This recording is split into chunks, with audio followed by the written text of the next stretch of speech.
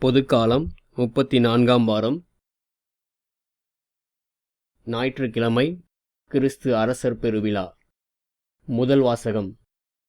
இறைவாக்கினர் எசேக்கியேல் நூலிலிருந்து வாசகம். அதிகாரம் 34, வசனங்கள் 11 முதல் 12 வரை மற்றும் 15 முதல் 17 வரை. தலைவராகிய ஆண்டவர் இவ்வாறு கூறுகிறார்: நானே என் மந்தையை தேடிச் சென்று பேணி காப்பேன். ஓர் ஆயன் தன் மந்தையினின்று சிதறுண்ட ஆடுகளைத் தேடிச் செல்வது போல நானும் என் மந்தையை தேடிப் போவேன். மப்பும் மந்தாரமுமான நாளில் அவற்றை எல்லா இடங்களினின்றும் மீட்டு வருவேன். நானே என் மந்தையை மேய்த்து இளைப்பாறச் செய்வேன் என்கிறார் தலைவராகிய ஆண்டவர். காணாமல் போனதைத் தேடுவேன், அலைந்து திரிவதை திரும்ப கொண்டு வருவேன். காயப்பட்டதற்கு கட்டுப்போடுவேன், நலிந்தவற்றை திடப்படுத்துவேன். ஆனால் கொழுத்ததையும் வலிமையுள்ளதையும் அழிப்பேன். இவ்வாறு நீதியுடன் அவற்றை மேய்ப்பேன்.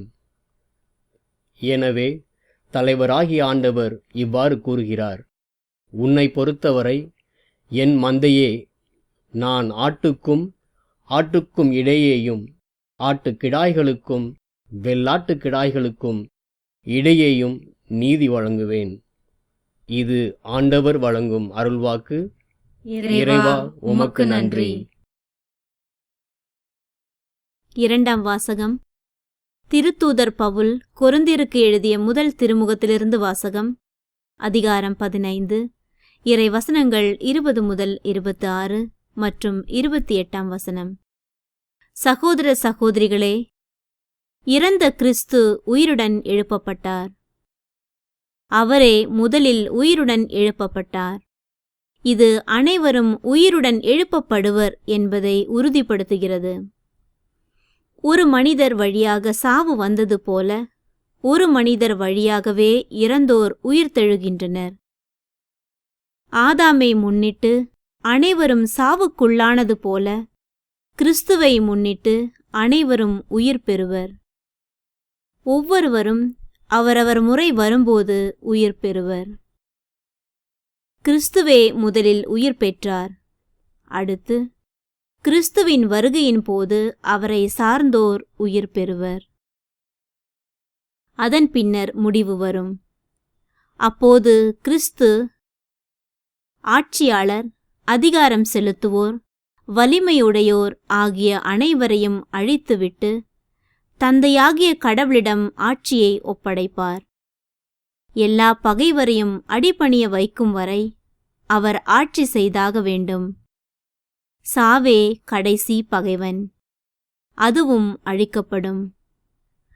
அனைத்துமே மகனுக்கு அடிபணியும் போது தமக்கு அனைத்தையும் அடிபணிய செய்த கடவுளுக்கு மகனும் அடிபணிவார். அப்போது கடவுளே அனைத்திலும் அனைத்துமாயிருப்பார். இது ஆண்டவர் வழங்கும் அருள்வாக்கு. இறைவா, உமக்கு நன்றி. நற்செய்தி வாசகம்.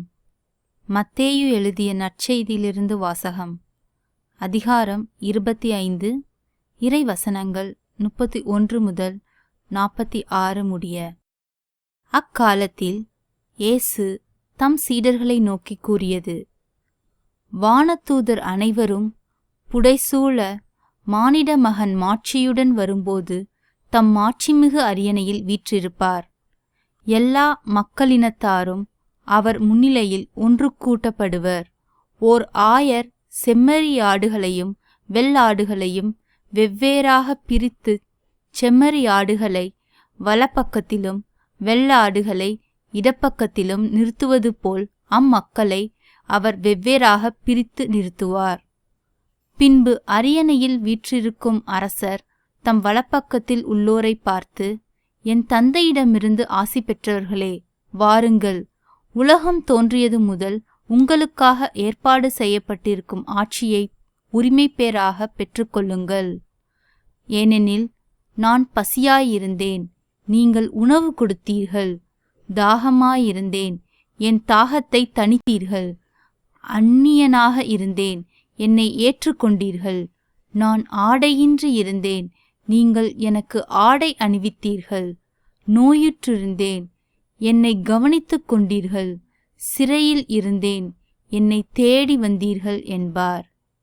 அதற்கு நேர்மையாளர்கள், ஆண்டவரே, எப்பொழுது உம்மை பசியுள்ளவராய்க் கண்டு உணவளித்தோம், அல்லது தாகமுள்ளவராய்க் கண்டு உமது தாகத்தை தணித்தோம்?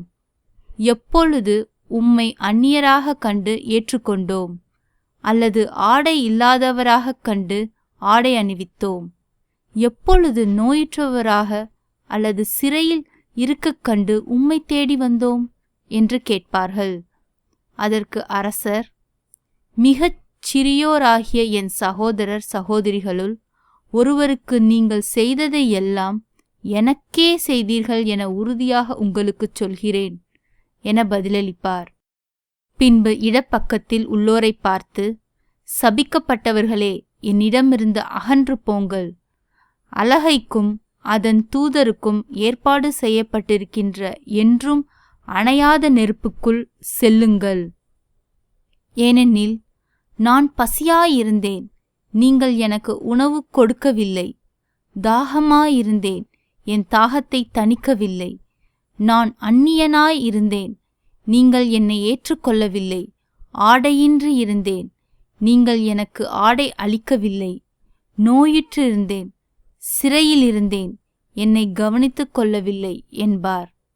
அதற்கு அவர்கள், ஆண்டவரே, எப்பொழுது நீர் பசியாகவோ தாகமாகவோ அந்நியராகவோ ஆடையின்றியோ நோயுற்றோ சிறையிலோ இருக்கக் கண்டு உமக்குத் தொண்டு செய்யாதிருந்தோம் எனக் கேட்பார்கள். அப்பொழுது அவர், மிகச் சிறியோராகிய இவர்களுள் ஒருவருக்கு நீங்கள் எதையெல்லாம் செய்யவில்லையோ அதை எனக்கும் செய்யவில்லை என உறுதியாக உங்களுக்குச் சொல்கிறேன் என பதிலளிப்பார். இவர்கள் முடிவில்லா தண்டனை அடையவும் நேர்மையாளர்கள் நிலைவாழ்வு பெறவும் செல்வார்கள். இது கிறிஸ்து வழங்கும் நற்செய்தி. கிறிஸ்துவே உமக்கு புகழ்.